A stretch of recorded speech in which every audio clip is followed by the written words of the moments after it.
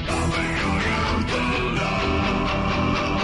Stafford, AJ Green, Marquez Pope, Reggie Brown, no Sean Marino, Muhammad Massaquoi, Rodney Hilton.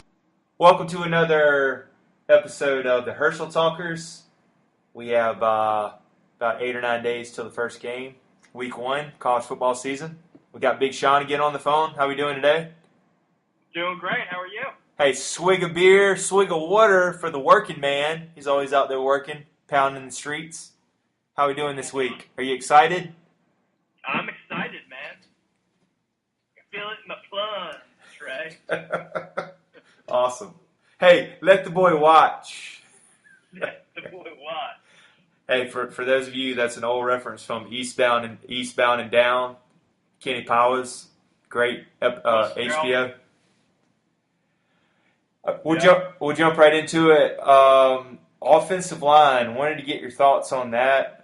Current offensive line as of the last scrimmage and from the practice notes this week. Got left tackle Isaiah Wynn, left guard Pat Allen, center Lamont Gilliard, right guard is Solomon Kinley, and the freshman sensation who everybody is loving, which Sean called this about a year out, right tackle Andrew Thomas, 4-star, really high 4-star.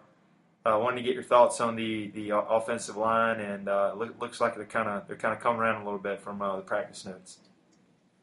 Well, yeah. I mean, I think that from what we're seeing, it seems like they're finally settling in. So what's gonna, in all probability, be the starting 5. Up to this point, the only two people that have consistently been up with the first team, save for injuries, was Isaiah Wynn at left tackle, and then the center Lamont Gilliard. Other than that, kind of a carousel of guys that left and right guard and then right tackle. Although I will say Solomon Kinley's probably kind of had that right guard spot locked down for the past couple weeks, it seems like. And then, interestingly enough, Thomas kind of came in. He was pretty much consistently working with the second unit at right tackle, and then when Isaiah Wynn got hurt, got moved up to right tackle, first string right tackle, and has pretty much stayed there even with Wynn coming back. You gotta love that. You pretty much got your tackle spots kind of solidified. That's obviously going to be important for pass protection and I guess running the outside as well. I guess you got to like the fact, too, that you've at least kind of got one of the guard spots, locked down. And, you've got talent, more than enough to kind of fill that other guard spot. So, it's cautiously optimistic at this point. But, from what you kind of read in reports about both Isaiah Wynn and Thomas, they're both very patient when it comes to handling the pass rush in terms of just, driving their knees and, engaging their hands and just kind of riding them out. So, again, you're cautiously optimistic that things are, turning around for the better there. And obviously the better the offensive line is, the better the offense is going to be. So, definitely a positive sign, I think, at this point heading into the season. Yeah, also from what I've been reading, I think a great utility guy, which is always good to have backup, is Dyshawn Wims. Or is it Sims? Did I mispronounce that? It's Sims, yeah. Okay, sorry. Dyshawn Sims they basically got Don't him as... let it happen again. I'm not doing take 2 and take 3 with you this week, all right? All right, got you. Sorry about that. I'll watch myself. Don't apologize to me. Apologize to our listeners. All 60 of them. 50, yeah, okay.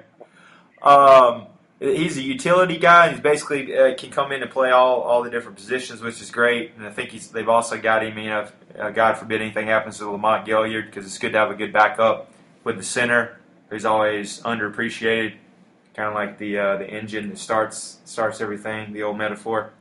So I think he's definitely a good depth there. Who do you think would be else? You think Ben Cleveland might get put in the rotation? Isaiah Wilson? What's your thoughts on maybe some of the backups on the offensive line? Yeah, I mean, I think there's definitely talent there. I mean, as bad as they were last year, if the scouting, evals are to be believed to some extent, there was certainly talent there. It just wasn't really on the field. I don't know if that was just developmental issues and, getting adjustments. Pat Allen was very highly touted 4-star coming out of Maryland. Ben Cleveland was a 5-star right tackle mauler type. So, those guys certainly have the potential to be able to contribute. Same thing with Isaiah Wilson, 5-star kind of mauler right tackle. So they certainly have the ability to be able to contribute right away. Even if all of them don't necessarily come through, you got to figure that, at least one of them can come in and just kind of add some depth with injuries. Because, you're down there in the trenches and the injuries happen a lot. And, you're going to want guys to be able to step in and kind of be the next man up, so to speak. Yeah, it looks like the second team that's been going this week is left tackle is Isaiah Wilson. Left guard is Justin Schaefer. I believe he's another one of the freshmen that came in. Center's Dyshawn Sims with Sean Fogarty, if I should pronounce his name. Right guard's Kendall Baker. Right tackle is Ben Cleveland. So looks like a pretty good backup group. So who's that? Where's Isaiah Wilson at? Left tackle? Yeah, it looks like they got him as backup left tackle behind Isaiah Wynn. This is as of. I think that's a very good sign. He was one that, and again, when they're only a week on the campus, you don't want to hit the panic button that early. But it was a little bit concerning that he was kind of third on the depth chart. But if he's already, gotten up to second team on the depth chart. And is it left tackle, no left? Yeah, you gotta love that. Yeah, so feeling a little bit. I think we both kind of predicted that we thought both Thomas and Wilson were probably going to be guys we're going to need to rely upon as freshmen. And so if they're already first and second team in the tackle spots, I mean that's pretty good progress, right? That's right. So you feeling a little better about it? Because remember a while back that was your big question. Like, man, geez, I don't know how this offensive line is going to look. Yeah, I mean, if nothing else, I mean, again, you still have to wait until they get on the field to see what they do. But the fact that they're already first and second string, only a few weeks on campus, I think to me is a good sign. Yeah, I think that's very positive. And then moving on to one of the big injuries of the summer, which I think we've been pretty lucky on, is Malcolm Parrish with a broken bone in his foot. Optimistically, he's out 2 to 4 weeks, even though I think Kirby might be a little too optimistic. He's not ruling out the opener against App State, which I think maybe they should sit him for that, maybe see how he's looking for Notre Dame. Maybe if he's not ready, sit him out for that one. I think we're pretty deep there, and maybe even for Sanford, maybe definitely have him back for Mississippi State. First SEC opener. But looks like some of the fill-in is that they've been having Richard LeCount, 5-star starting to safety. And then you also have, of course, you got DeAndre Baker in there. You have Aaron Davis. So I'm going to get your thoughts on, do you see that? I know Malcolm Parrish was a solid starter. Do you see that there's going to be a big gap in the secondary with him being out? Well, I think there's probably a gap for certain. I mean, Malcolm Parrish has pretty much been he's coming into being a 3-year starter. Probably not necessarily a first-round draft pick. I think he's, certainly be a second or third rounder. Very physical at the line of scrimmage and run coverage. And, he's not a guy that exactly gets beat a whole lot in pass coverage either. I think he's certainly your best cornerback, both against the run and the pass. So, yeah, that hurts. Fortunately, it's not the season ending, and you have games I think you can still win without him, and kind of have him back within that projected timeline. Even if it's worst case scenario, 4 weeks, you still have him back from Mississippi State, like you said, SEC opener, and even if you don't, you kind of expect to be a bit of a down year for Mississippi State, so you could probably survive until you get it back. And then once you do, again, you kind of got, barring other injuries, on wood, you should pretty much be guns blazing, as you say, in the secondary. And kind of similar with, Isaiah Wynn's injury, where it kind of gave, Thomas the opportunity to move up to the first string and maintain that position. Parrish's injury may kind of have a similar impact for some of these freshmen that, might not have otherwise been given as much consideration for early playing time are, going to have those opportunities. Like you mentioned, LeCount and, some of these other guys, Gibbs, that'll probably get time that, they might not necessarily have gotten. And, again, these are games where, obviously if they're freshmen, there's still going to be a learning curve. And, certainly their, lack of knowledge or being a bit wet behind the ears can certainly kind of burn you. But these are all winnable games regardless of who's at that cornerback spot. And I think kind of gives them, valuable playing time early in the season. Yeah, it looks like in the off season we lost Juwan Briscoe. That's the guy with the Braves last year. I hate to say he was pretty bad, and Rico McGraw. I think he was left over from Pruitt. His recruiting class. But it looks like looking at 2016 had I think top 16 pass defense, which was pretty solid. You held North Carolina to 156, TCU to 146. But it looks like when you went against a really pass-heavy team, you gave up 376 to Missouri and 330 to Ole Miss, the one that got blown out in. They kind of struggle against the passing teams. But I think looking up that, I think Jake Bentley at South Carolina might be kind of tough. I think that new Notre Dame QB, he hasn't taken any snaps. He's supposed to be pass-happy, even though it is going to be a true freshman. We got his name. I'm sure we'll bring him up in the coming weeks for Notre Dame. But, it looks like I think we'll be okay at defense. Like I said, this is going to give you some of your freshmen some good experience, especially with App State, which we should win. Probably be a tough game in the first half, but should pull away with more talent. And I think Notre Dame, they're coming off 4-8 season. Some of their new coaches coming in, you don't really know what you have. So, I think these are, it's not like you're starting out with, a Clemson or even like a UMC, a top 25 team might be a little scared about that game. But, yeah, I think we'll be all right. Looks like go ahead.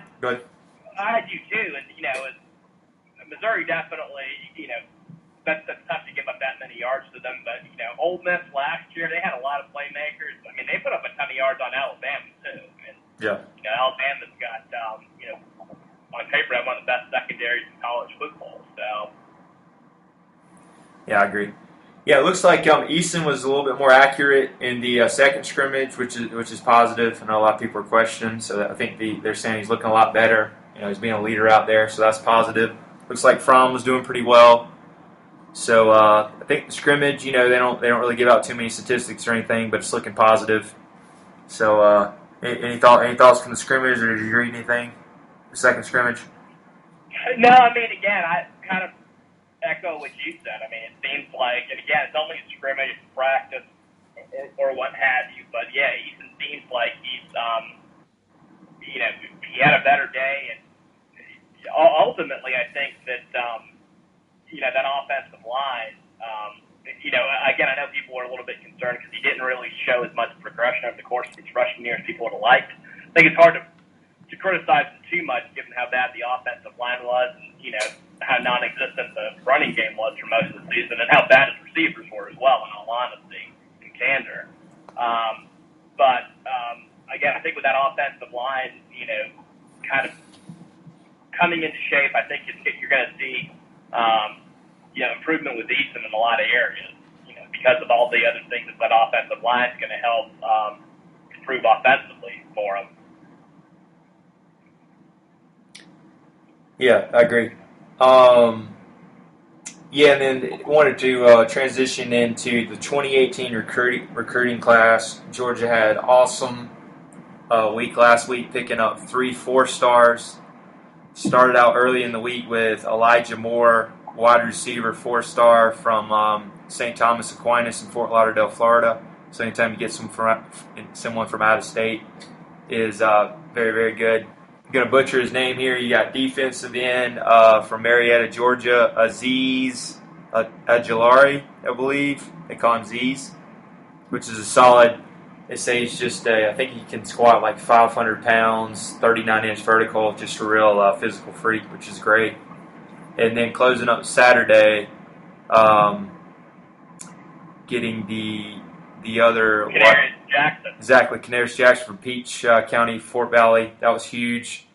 He's maybe kind of similar like that Malcolm Mitchell, kind of 5'10", 5'11", kind of slot receiver real quick.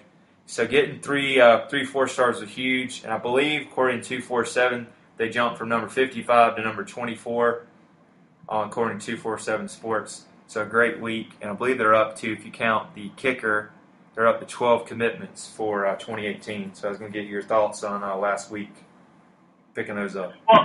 Well, it's big, and I think that you can't necessarily look at last weekend of itself in a vacuum. I think really since July of this year forward, I mean, you really saw a lot of momentum pick up with Georgia's recruiting.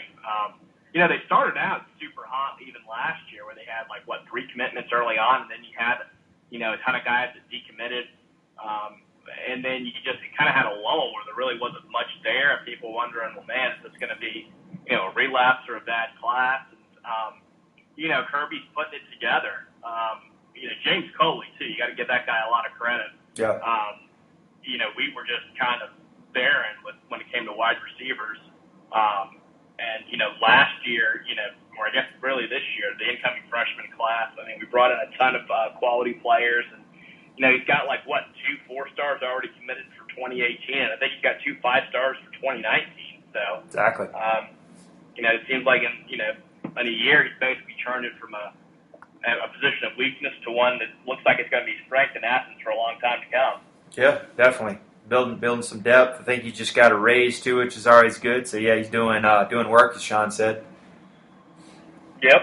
I also wanted to get Sean's always been big on recruiting. He actually probably since I met him back in 2009 always stressed recruiting, and more year after year I kind of got more into it and realized that recruiting is definitely how you build your team. So I was going to get maybe Sean and did some research here on who you think maybe your wish list would be for the rest of 2018. Any other guys that are not committed that you'd like to have in the class? Going to get your thoughts on that. Sure. I mean, I think first I would like Sawyer, who's I think he's the number 1 offensive guard in the class out of Pace Academy, former high school teammate of Andrew Thomas. Exactly. I believe he's considered to be the best offensive lineman in the entire class, regardless of position. And again, that offensive line, just the more talented and dominant you are up there, the more things you can do. You can kind of an average quarterback can, look like a good quarterback, an average running back can look like a good running back. And it just kind of opens up so many things for you offensively.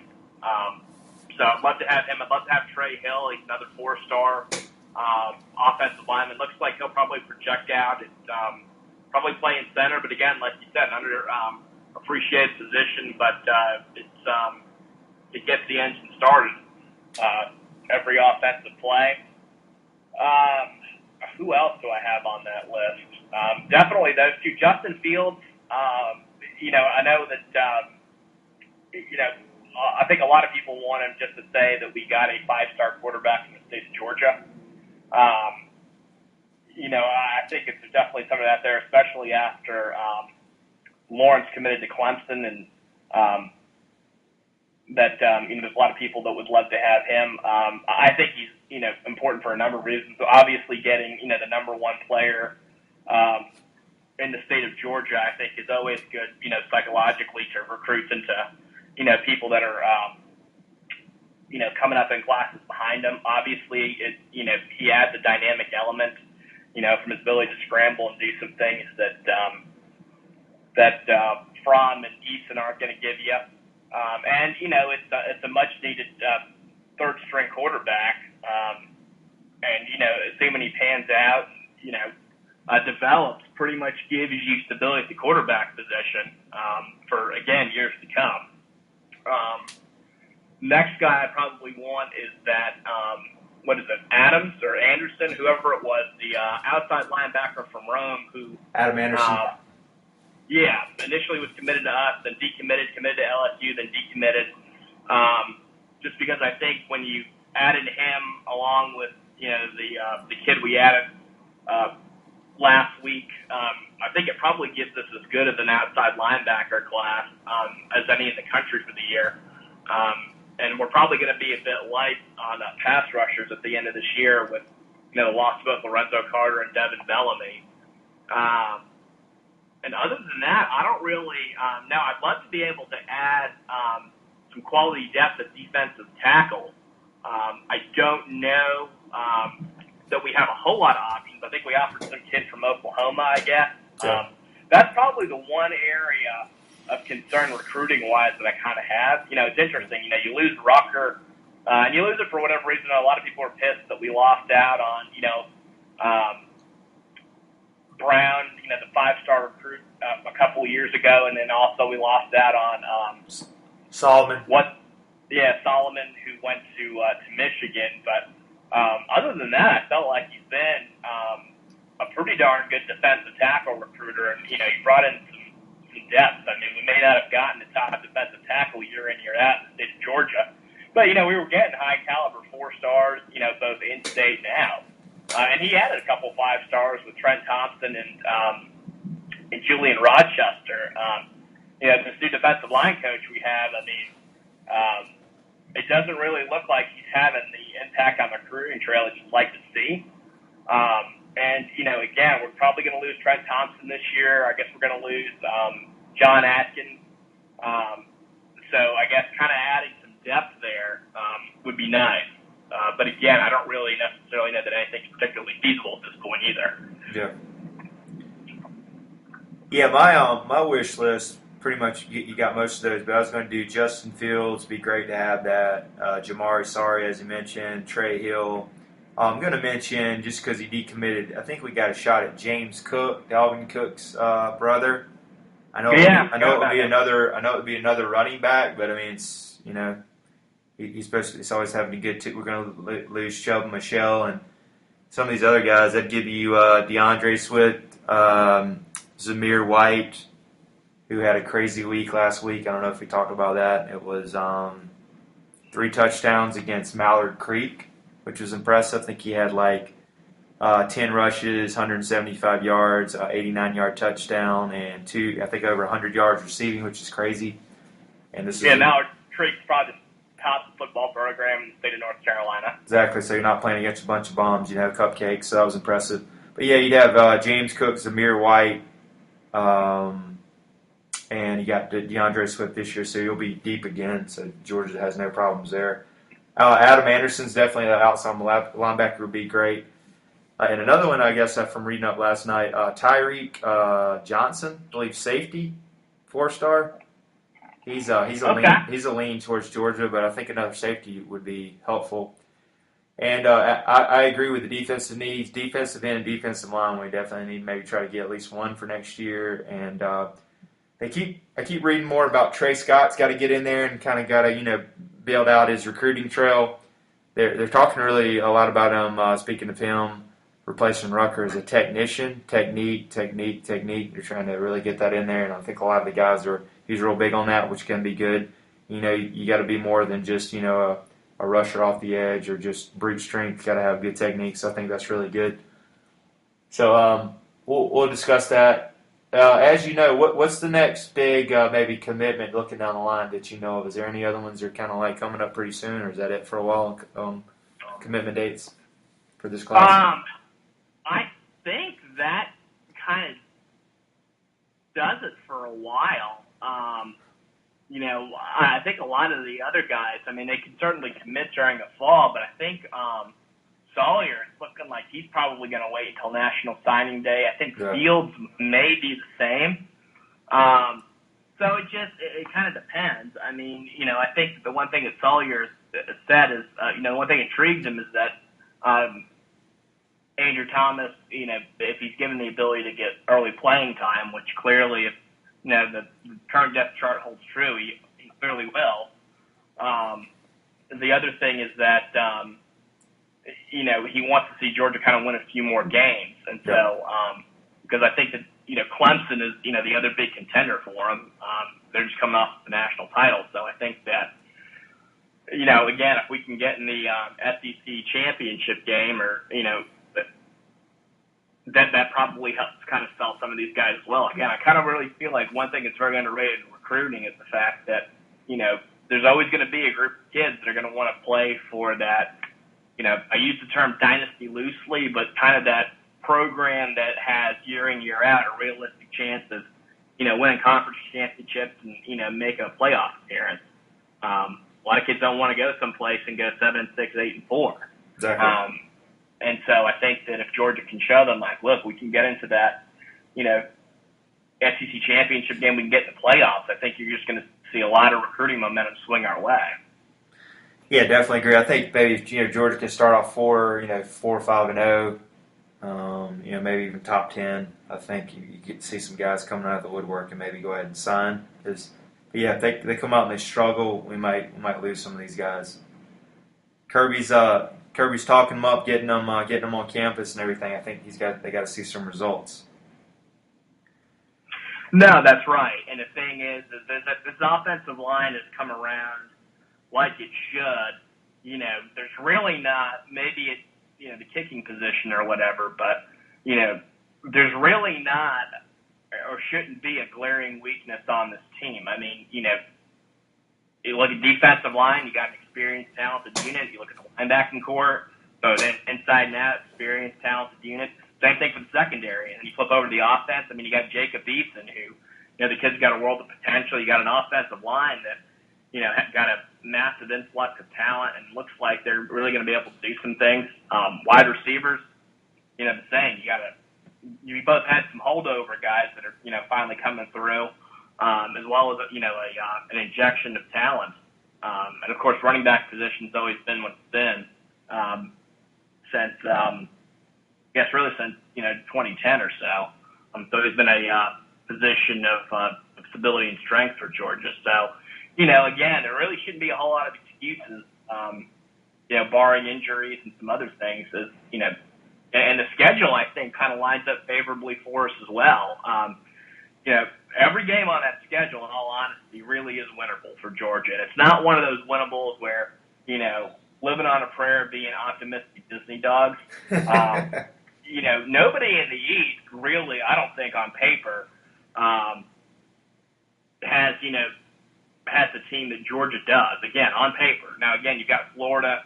Jim McElwain, phenomenal coach. Was one of the last two SEC East crowns. But, they lost a lot of guys on defense. They just suspended 7 players. Swamp Donkey. Tennessee had a ton of turnover and didn't really kind of replace them with the caliber players that Butch Jones was able to several years ago. Five stars hard. That's right. South Carolina, to me, I know you mentioned briefly earlier some concerns there. I mean, this isn't Steve Spurrier, South Carolina. This is Will Muschamp, South Carolina. So they'll probably play some decent defense, but other than that, Will Muschamp works for Georgia. That's right. So, I mean, there's nothing there to me that really scares you. The one game where, that might get interesting or maybe with, a potential source of upset's Auburn. But, again, they've got a new quarterback. You just don't know what the season's going to hold. Gus has struggled. So, yeah. And they've got to run the gauntlet in the West, which, for, I guess, the better part of the last decade, if not entirely, has been predominantly the strength of the SEC. So, you've got a very winnable schedule. Certainly, again, barring injuries and some other things, I don't really see a whole lot of reasons why Georgia shouldn't win the East or go to the SEC title game. But, there's been plenty of years we've said that in the past, albeit under a different regime. And, we're sitting there December 31st watching us play in the Who Gives a Shit Bowl, basically.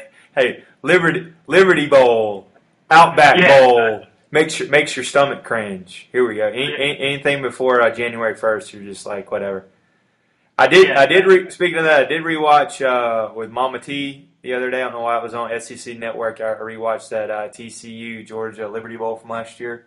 Painful first half on the second watching. Like, man, they were bad. They were down 16-7 at one point, and then TCU was driving, and I think they shanked a field goal, and it kind of changed everything. But second half was a lot better. The first half was really bad. They looked like a 6-6 team out there. But I digress. Yeah. But transitioning to that, you mentioned some of that. What's your who's some of your maybe picks, maybe other than Bama? I think that's going to be the odds-on favorite. Maybe to push Bama, and then maybe some dark horses in the SEC East and West. Maybe like a team that might come out of nowhere. You know, at this point, probably the two most probable dark horses to push Bama to me would be Auburn, just because that quarterback looked pretty good in the spring. And, you know, Gus Malzahn, when he's got a quarterback that's got it between the ears, you know, I mean, he can win some ball games. You know, although he was kind of on the hot seat coming into this year, let's not forget he took Auburn to the national championship game with, you know, Nick Marshall as quarterback. So His first year too. Yeah, and so, you know, if you got a quarterback, if this quarterback comes through, you know, that offense should click pretty well. The other thing is that they've got a pretty good wide receiving group as well. Kind of in the brief time that Damian Craig was their wide receiver coach, they brought in a pretty impressive wide receiver class, so they should be able to throw the ball. And they've got a pretty good bit of returning talent on defensive line as well. So, you know, there's somebody that can probably challenge Bama. It'll be interesting to see what LSU does. I know that their quarterback Jennings, I guess, just announced that he's transferring, but you know, they brought in Matt Canada, who Matt Canada. You know, yeah, Matt Canada, whatever his name is. That's who you wanted, man. Yeah, I mean, he was very impressive at Pitt. You know, they beat Clemson last year, and Clemson's defense was no slouch. I mean, they gave Alabama trouble at times. And so, you know, if he can find a way to get them rolling, you know, they might be somebody that can, you know, hinge. And it may take them a little bit time. You may be looking at later in the season, but, you know, they might be somebody that can catch, you know, an upset against Alabama and win that one. In the East, I would say. Yeah, I was going to say real quick that Danny Etling is going to start start game one for the LSU Tigers. I don't know how good he is. I think they said he's been a game manager, so I guess they think that's their guy. But yeah, I think that Jennings guy has actually got a chance of starting at UNC, transfer to the Tar Heels. So wow. Yeah. Anyway, go ahead. They do have is it Guy? Who's the running back from last year? They're really good. He actually led them in rushing the last 2 years when Fournette was hurt. Geis, I believe. G-U-I. Yeah. He's going to be your workhorse there. But yeah. Anyway, just want to go ahead and tell you that Danny Etling's your starter for LSU. Yeah, those are the two guys, or the two teams on the West, I should say, that I really see having the best chance to maybe upset Alabama. You know, Texas A&M, they always start out hot, and then they end up 8-4, 7-5, something like that. I don't really have any reason to think that's going to change. Ole Miss, you know, they may kind of rally around their new coach, I guess. You know, that Shea Patterson kid, he was a 5-star quarterback they brought in last year. You know, very athletic, very talented. Looks like he kind of has that it factor. They've got a pretty good offensive line and some good wide receivers, but, you know, again, you've got a new coach coming in, a lot of distractions. You're not certain what's going to happen with, you know, sanctions and everything else. So, I mean, that's a super dark horse. That's almost pretty much like an eclipse dark horse, though, you know, where yeah, that was way underrated too. Yeah, exactly. So out of the West, those are about the only, you know, possibilities I see maybe challenging Bama. In the East, on paper, I think it's really Georgia's division to lose. Putting the jinx on us. Well, I mean, but let's. I don't know so much if it's a jinx as much as it is, you know, kind of putting, you know, merited expectations on a group. Again, like if the offensive line is clicking like we think they should be, that offense is going to be tough to stop, and the defense is pretty good too.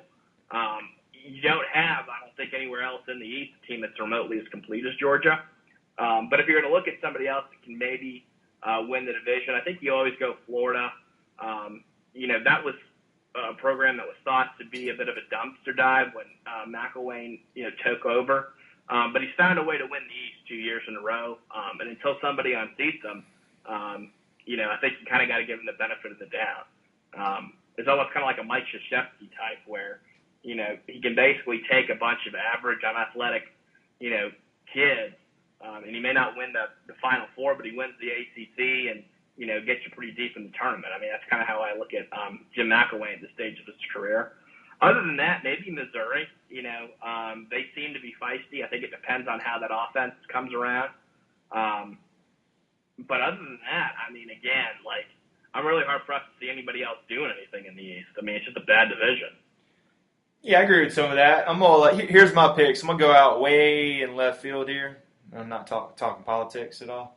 I'm going to go Auburn with Stidham. I'm on the Stidham bandwagon. I mean, I could see them go 8-4. We know how Auburn is. And I think Alabama is going to take a little bit of a step back, maybe about 10-2. I really, really want to see how they match up with Florida State game 1. I'm not sold, even though I know you said they look really good in the spring. I'm not sold on that new offensive coordinator, the tight end coach from New England. Got a lot of questions there.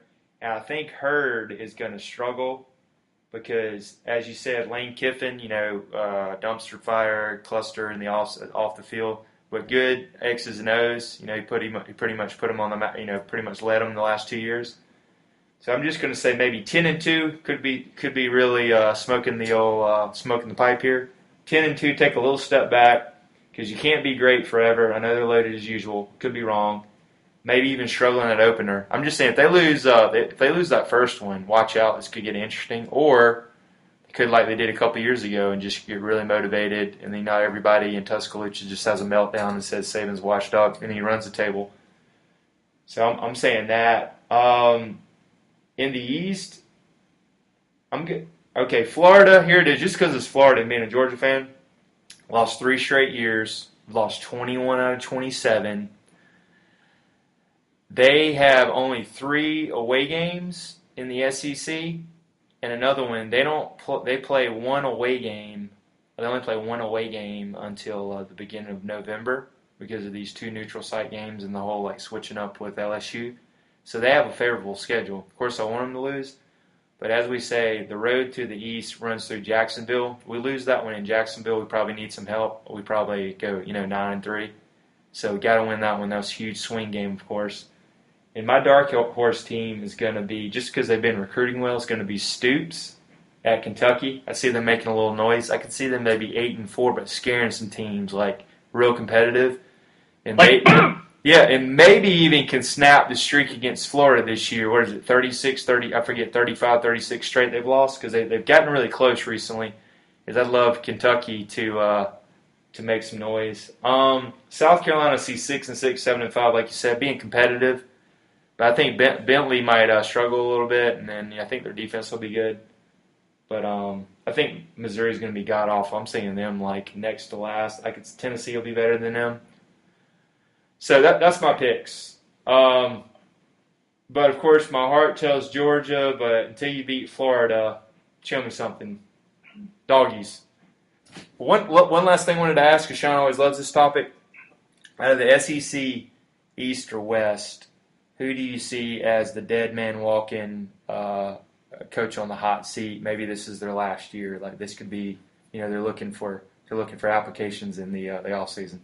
Who do you see could get fired this year? Your opinion? I think there's 2 candidates. I think in the East it's Butch Jones. In the West, I think it's what's his name, the coach of Texas A&M, Kevin Sumlin. Yeah. How about Gus Bus? How if he goes 8-4 again? Yeah, and Auburn's crazy enough to fire him. I'd keep him. But, again, it's Auburn, Auburn. How about this? What does Butch Jones or Kevin Sumlin have to do to keep their job? Well, beside winning their conferences, I don't see that. 10-2. How about if Butch Jones beats Florida again? That'd be 2 straight, because we know that's been a lopsided series. to me, Butch Jones needs to at least go 8-4. You got to beat Florida, maybe have an upset against Georgia. Beat us 2 straight years. And we're in Knoxville. We're in Knoxville. Yeah, I mean, but I think they got to do that. I think Kevin Sumlin. I think you got to go 10-2. Maybe even challenge for the West. I think that there's expectations there, and probably justifiably so that you actually take that next level. It's not like the guy can't recruit. It's not like he doesn't have decent coaches on staff. I mean, at some point you got to do something more than go 7-5, 6-6 every year. Okay, I agree with those. Yeah, I'd go with the third one being, I think, Gus out of that group being on the hot seat. Just speaking at 8-4 again, because they're getting a little restless there. Especially you got Stidham having really good recruiting classes. Yeah. I keep hearing like they're not quite. I know they won it SEC East just because they're weak. How about if Swamp Donkey came up and struggled like 8-5, 7-5, like a real bad year? Because I keep hearing like I know they won the East twice that they're not sold on him quite yet. What do you think about him? I'm not saying next year, but maybe get a little like the seat gets a little warm after a bad year. I mean, honestly, like the guy turned them around in year one after Muschamp kind of had them about as bad as they'd been since the '80s. He's won the East twice. It looks like he's got a really good recruiting class coming in for the next 2 years, like really good. Mm-hmm. So, I mean, and he just suspended 7 players. I mean, I think they're idiots if you fire the guy, and I think he'll get a job quickly with somebody else. Because if this guy can recruit, and he's putting together an impressive class this year and one for 2019 as well, you know he can coach. And so that's a guy that's probably, they're in the driver's seat most years for the East. But I mean, again, you got to realize every now and then you're going to kind of have a down year. Yeah. Sean, we want perfection. We want Bama. We're Bama Junior, Bama clone. We brought in Kirby Smart to win. Well, right. Not 8-5. I know. I'm just playing with you. Well, and I understand that, but even Nick Saban went 6-6 his first year. You know what I mean? And at LSU, I think he only had 1 year where he lost less than 2. I think he only had 1 year where they lost less than 2 games, which is the year they won the national title. Bama's kind of been a better story for him. Not that LSU was by any means a success, but I mean, I think you got to look at things in the aggregate. If Swamp Donkey's going 6-6 this year, and the recruiting class is 80th in the nation, then yeah, right, you got to kind of look at maybe changing some things there. But he's won you the East 2 years in a row. That's got to buy you something. Exactly. And I'll tell you, I thought Florida gave Muschamp longer than they should have. But they gave him 4 years. Yeah. So. And he got. I'm surprised he came back that last year because they went 4-8 and lost to Georgia Southern in his third year. Terrible. Yeah.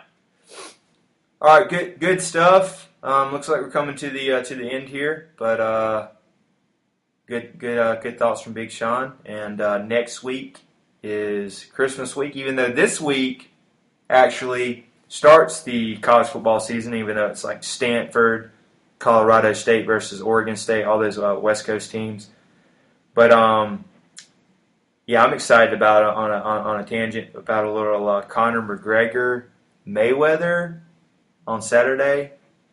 Combat fight of the decade, of the year, of the lifetime. So I'm going to end that on this. Give me your pick real quick on that. Who you got and what round, Sean? I'll give you round. In the McGregor fight? Yeah, just because it's a big one. I mean, honestly, I'm going to say I think that Mayweather wins. I just think that anytime, I know a lot of people aren't, Mayweather fans. I think he's vastly overrated. The guy's, one of the smartest boxers of all time, just a defensive technician, and just kind of a master of, the chess of boxing. And so, this isn't like it's some average over the hill, boxer. I mean, he is 40 though. He is 40. He hadn't fought in 2 years. Yeah, well, but I mean, the guy's, he's one of the greatest of all time. McGregor, I understand he's a striker and a UFC guy, has won 2 belts there, but he's been beaten before too. So, an interesting theory I heard was that if McGregor could kind of just come at him, frustrate him, and land some punches, if he could, there's a chance he could win at the first 3 rounds. If it goes beyond that, then it's probably Floyd. I don't know how strong McGregor's chin is either. I mean, I get the UFC is, is one thing, but when you're talking about boxing, these guys, are world-class punchers, right? Yep. And even if Floyd's not, a knockout artist, I'm still hard-pressed to think that he's not going to be better than anything McGregor's fought in the UFC. So I think, and I could totally be wrong. And I love McGregor too, but I think it's the pipe dream. Anybody that's thinking, Mayweather's not going to win this thing. Yeah, first I was thinking, 3-4 rounds, but I'm gonna think Floyd will download it, as they say, after a couple of rounds. It's gonna be awkward the first couple of rounds for McGregor. I could even maybe see him win in 1 or 2 rounds, but I'm gonna say Floyd Mayweather stops him in the 8th round. But it's gonna be closer than the experts think. Right now, I think it's minus 400 on the books. It's gonna change when all those Irish guys come into town, start going up to the glass and making bets. I could see it being, minus 250, minus 300. But that's my pick. So Sean and I's got, we're going with Mayweather. But I'm definitely going to be pulling for McGregor because I'm a big UFC fan. I love to shock the world. I love for the shit show to be a circus. Yeah. All right. And that was our predictions. And that is another episode of the Herschel Talkers. And we're out.